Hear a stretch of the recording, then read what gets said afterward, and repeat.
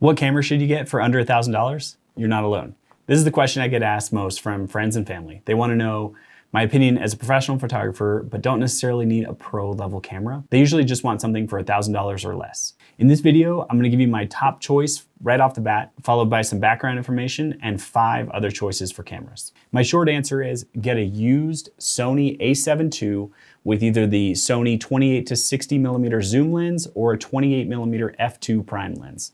It'll cost you around $900 and leave you a little money to buy some accessories, extra batteries, a camera bag, and a couple of memory cards. I'll put links in the description so you can go get yourself a cool camera setup. If you wanted to explore some other options and learn why I recommend that setup, stick around. I've got some opinions based on gear I've used over the years, creating a wide variety of photos and videos. I've found the marketing in the camera industry to be super seductive, and I'm here to help you cut through the noise and make a wise decision. My name is Mark Bergering. I've been a professional photographer for over 13 years.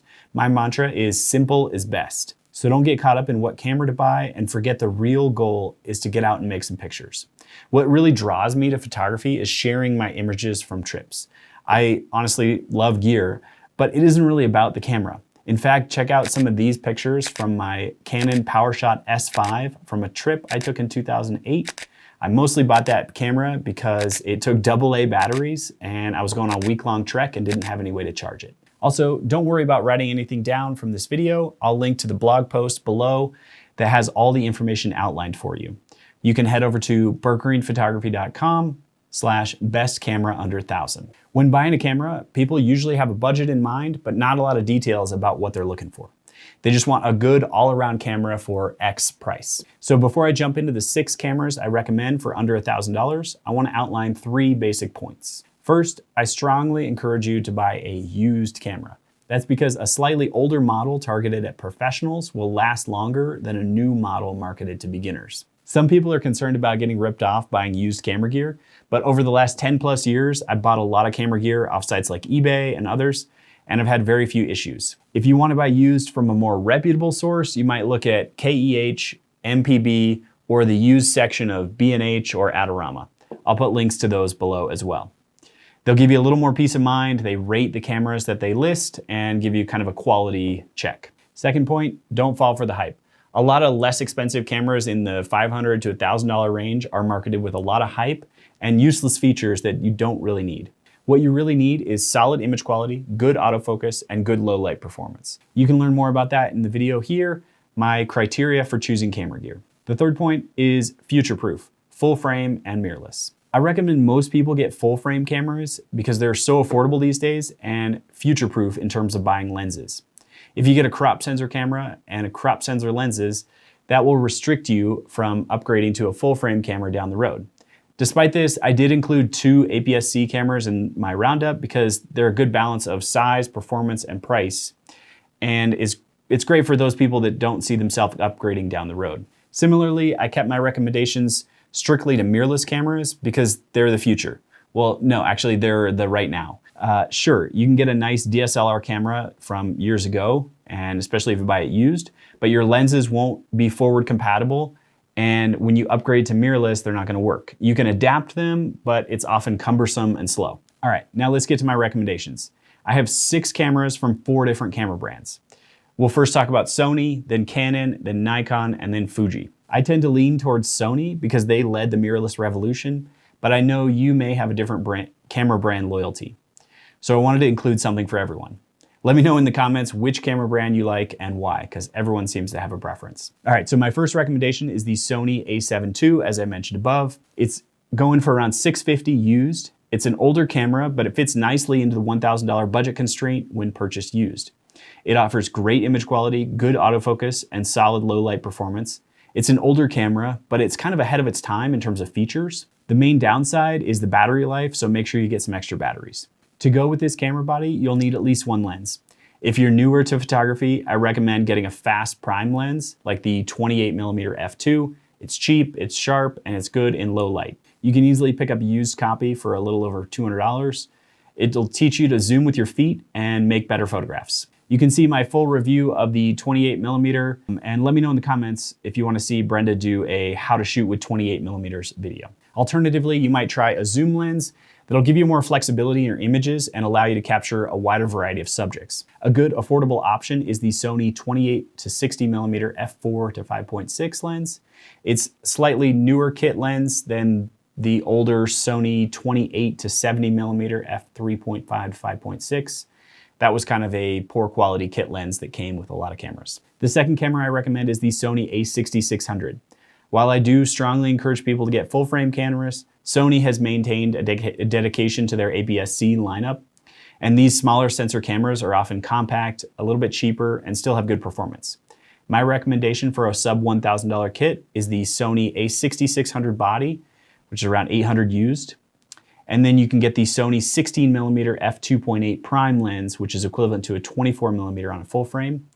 But if you prefer a zoom lens, the Sony PZ16 to 50 is a good affordable kit lens option. And you can get both of those lenses and stay under your $1,000 budget mark. All right, now let's switch to Canon.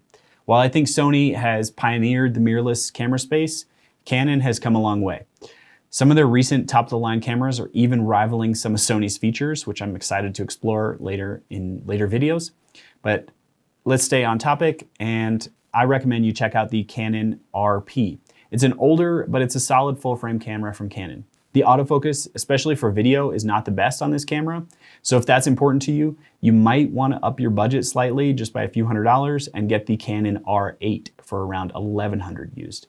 The R8 is 4 years newer, that's pretty long in camera technology, and offers much better autofocus. Now to pair with your RP or your R8, I'd check out the Canon RF 28mm f2 for a prime lens. It's about 230 bucks used. If you prefer zoom, I'd check out the Canon RF 24 to 70 f4 to f7.1 for around 280 bucks used. So, as with Sony, I'm gonna recommend a similar APS-C sensor from Canon. It'll be more compact, a little more affordable. I'd check out the Canon R10. It goes for about 780 bucks used. The Canon crop sensor or APS-C numbering / lineup is a bit confusing just based on how they label their cameras, but I'd stay away from the cheaper R50 and R100. They might tempt you with a lower price tag, but they lack some of the features and performance of the R10. To pair with your R10, I'd check out the Canon RF 16mm f2.8 prime, which goes used for about 220 bucks. It will also be forward compatible if you upgrade to a full frame mirrorless from Canon later. If you want to zoom, check out Canon the RF-S 18 to 45mm f4.5 to 6.3. Now let's talk Nikon. Honestly, I've been a bit biased against Nikon since they only have about 13% of the mirrorless market as of 2024, but they've been making some interesting cameras. If you're a Nikon fan and you want to get a mirrorless camera for under $1,000, go check out the Nikon Z6. They go for about 800 used, and you can probably get a combo deal if you want one with the Nikon Z24 to 50mm f4 to 6.3 zoom lens. On its own, it sells for about $260 used, so it's slightly over the budget, but you might be able to find a deal on eBay. If you want a prime lens, check out the Nikon 28mm f2.8 zoom for about 200 used. I looked at the Nikon APS-C lineup, and I can't comfortably recommend any of them. Lastly, I wanted to throw in one camera brand that I've always kind of appreciated for their classic vibes and unique segment of the market, and that's Fuji. They often make kind of niche cameras with cult followings, but are known for good image quality and kind of a fun user interface. They've stayed away from the full frame market and chosen to stick with the APS-C format of sensors. They also offer medium format cameras, but that's well outside the $1,000 budget.